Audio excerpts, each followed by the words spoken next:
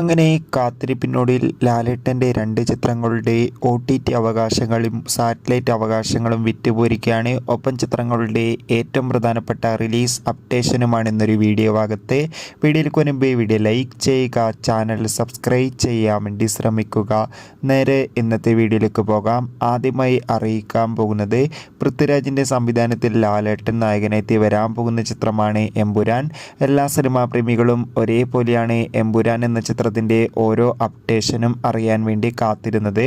ചിത്രത്തിൻ്റെ official teaser കഴിഞ്ഞ ജനുവരി 26 റിലീസിനെത്തിയിട്ടുണ്ടായിരുന്നു.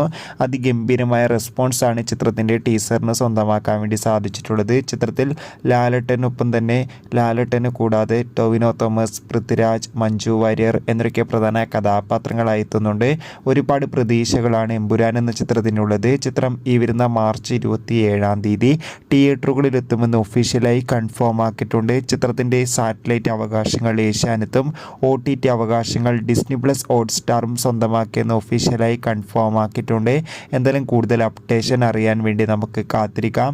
അടുത്തൊരു അപ്ഡേഷനാണ് തരുൺ മൂർത്തിയുടെ സംവിധാനത്തിൽ മോഹൻലാൽ, ശോഭന, ബിനു പപ്പു എന്നൊക്കെ പ്രധാന കഥാപാത്രങ്ങളായി വരാൻ പോകുന്ന ചിത്രമാണ് തുടരും.